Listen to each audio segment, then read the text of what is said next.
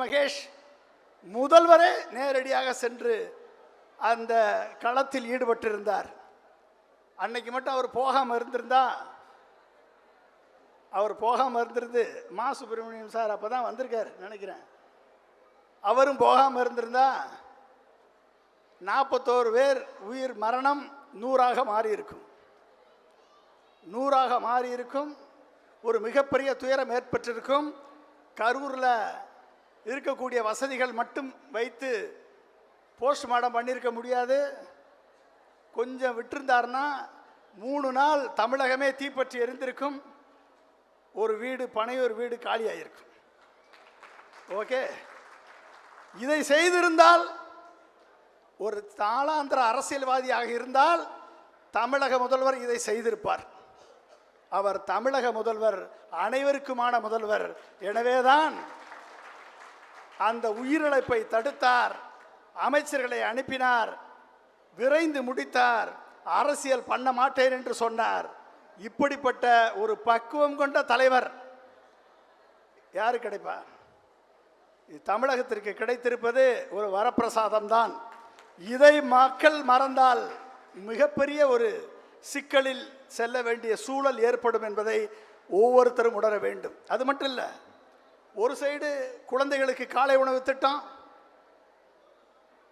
இன்னொரு சைடு பெரியவர்களுக்கு அன்பு சோலை திட்டம், மாணவர்களுக்கு திட்டம், மருத்துவ இல்லம் தேடி மருத்துவம், டெலிமெடிசன், 108 ஆம்புலன்ஸ், இப்படி இத்தனை திட்டங்களையும் கொடுத்து இந்த தமிழகத்தினுடைய ஹியூமன் டெவலப்மெண்ட் இண்டெக்ஸை உயர்த்தி, வாழ்க்கை தராதரத்தை உயர்த்தி, தமிழ்நாட்டினுடைய பொருளாதார வளர்ச்சியை இரட்டை இலக்கத்திற்கு கொண்டு வந்த ஒரே முதலமைச்சர் திரு மு க ஸ்டாலின் அவர்கள். 11.19%.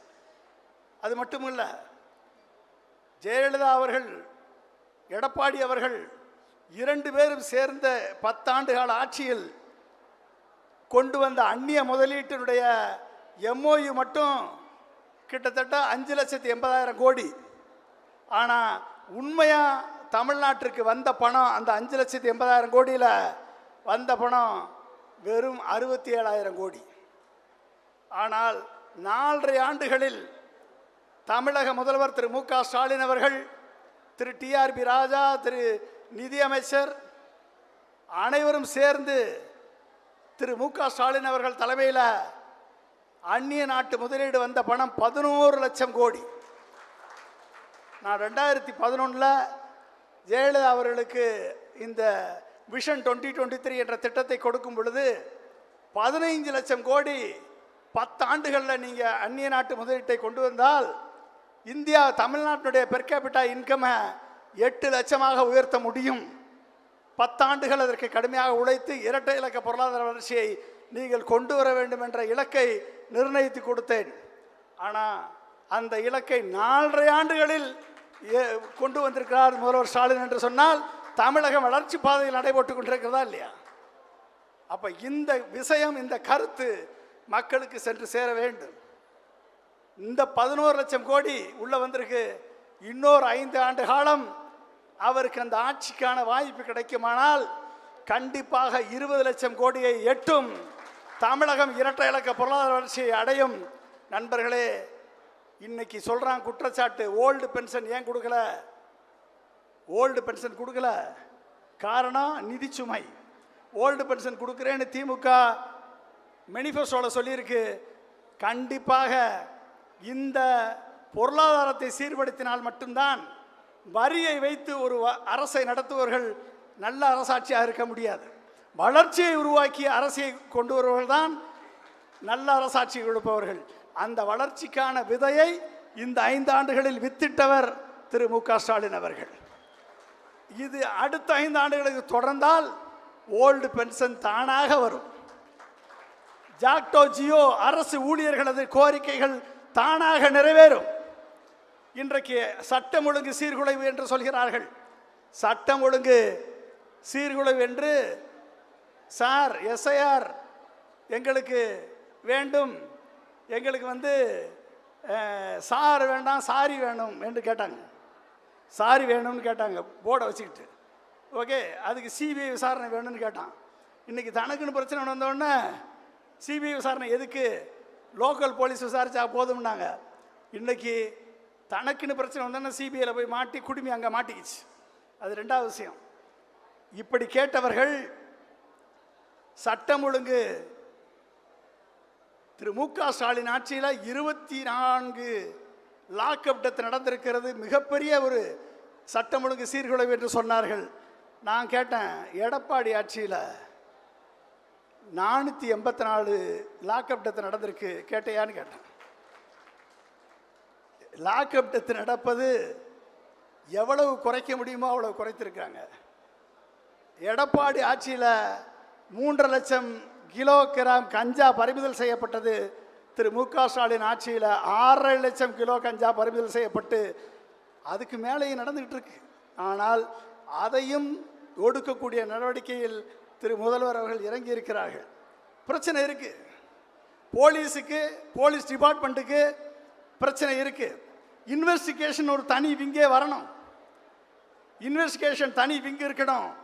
அந்த இன்வெஸ்டிகேஷன் விங்கு மற்ற எந்த ஆக்டிவிட்டிலையும் இருக்கக்கூடாது. அப்படின்னா ஸ்ட்ரென்த்தை கூட்டணும், நல்ல ட்ரைனிங் உள்ளவங்களை அப்பாயின்ட் பண்ணணும். இதெல்லாம் செய்ய வேண்டியதற்கு என்ன வேணும், நிதிச்சுமை தான் காரணம். அந்த நிதிச்சுமை எப்போ சரியாகும், இரட்டை இலக்க பொருளாதார வளர்ச்சி தொடர்ந்து 10 ஆண்டுகளுக்கு நடந்தால் அது சாத்தியப்படும். இது நடக்கும். அப்போ என்ன அர்த்தம், எதெல்லாம் செய்ய முடியலையோ அது காரணம் மத்திய அரசினுடைய பாராமுகம். மத்திய அரசுடைய டேக்ஸ் டெவல்யூஷனில் நம்மளுக்கு மன்மோகன் சிங் இருந்த காலத்தில் டேக்ஸ் டெவல்யூஷன் நம்மளுக்கு வந்த பணம் 75%, மோடியினுடைய ஆட்சியில் நம்மளுக்கு வந்த பணம் 36%. அவ்வளோதான். இதை வைத்து கொண்டு இத்தனையும் செய்ய வேண்டிய நிலை ஏற்பட்டிருக்கிறது. எனவே நண்பர்களே, கண்டிப்பாக ஒரு இது மட்டும் இல்லை, திரு உதயநிதி ஸ்டாலின் அவர்கள் ஸ்போர்ட்ஸ் மினிஸ்டராகவும் சிறப்பு திட்ட அமலாக்கத்துறை அமைச்சராகவும் பதவியேற்று இன்றைக்கி பார்த்தீங்க அப்படின்னா, நான் கலாம் சார் இருக்கும்போதும் ஒலிம்பிக்கில் இந்தியா தங்கப்பதக்கம் வாங்க வேண்டும் என்று சொன்னால் இன்ஃப்ராஸ்ட்ரக்சர் வேணும், ட்ரைனிங் வேணும், அவங்களுக்குரிய தளவாட அவங்களுக்குரிய எக்யூப்மெண்ட்ஸ் வேணும், ஸ்போர்ட்ஸ் எக்யூப்மெண்ட்ஸ் வேணும், ப்ராப்பரான ஃபுட்டு வேணும், அவங்களுக்கு தேவையான இன்சென்டிவ் கொடுக்கணும், அவங்களுக்கு தேவையான வாய்ப்பு கொடுக்கணும். இத்தனையும் செய்தால் நடக்கும் என்று அப்துல் கலாம் எல்லா மாநில அரசுக்கும் சொல்லியிருக்கார். அதை திரு உதயநிதி ஸ்டாலின் இங்கு செயல்படுத்தி இருக்கிறார். கிட்டத்தட்ட 40 ஸ்டேடியம் அவுட் ஆஃப் 234 தொகுதியில் 40 ஸ்டேடியத்தை உருவாக்கியிருக்காங்க. ஒவ்வொரு கிராமத்திற்கும் 12,500 கிராமங்களுக்கு ஸ்போர்ட்ஸ் கிட்டை கொண்டாந்து கொடுத்துருக்கார். ரிசர்வேஷன், இந்த ரிசர்வேஷன் சிஸ்டம், அவங்களுக்கு தேவையான இன்சென்டிவ் சிஸ்டம், இதெல்லாம் சாதனை படைத்து சரித்திரம் படைத்திருக்கிறார் திரு உதயநிதி ஸ்டாலின் அவர்கள். இப்படி ஒவ்வொரு விஷயத்திலையும் ஒவ்வொரு அமைச்சர்களும் சிரமேற்கொண்டு செயல்பட்டு கொண்டு வருகிறார்கள் திரு முதல்வர் அவர்களது தலைமையில்.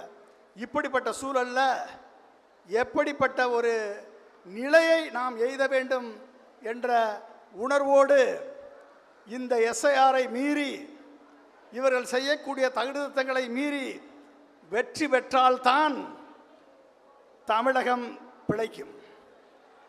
இதை தவறவிட்டால் மிகப்பெரிய ஒரு ஆபத்தை தமிழகம் சந்திக்கும்.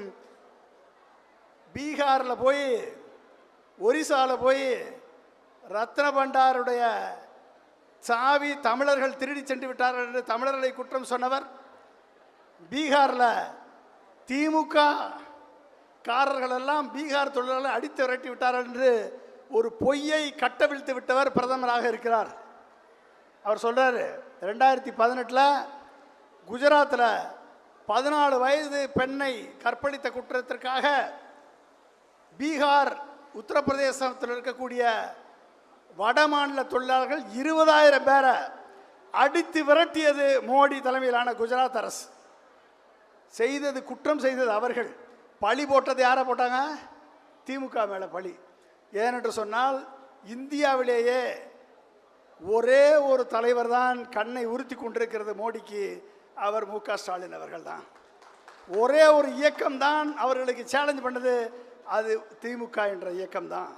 திராவிட சித்தாந்தத்தை முன்னெடுத்து திராவிட கலாச்சாரத்தை, பண்பாட்டை, நாகரிகத்தை, தமிழர்களது வாழ்வை இன்றைக்கு மேம்பாட்டுக்கு கொண்டு வந்த இந்த இயக்கத்தை முற்றிலுமாக அழித்தொழிக்க வேண்டும் என்ற எண்ணத்தோடு வருகிறார்கள் கயவர்கள்.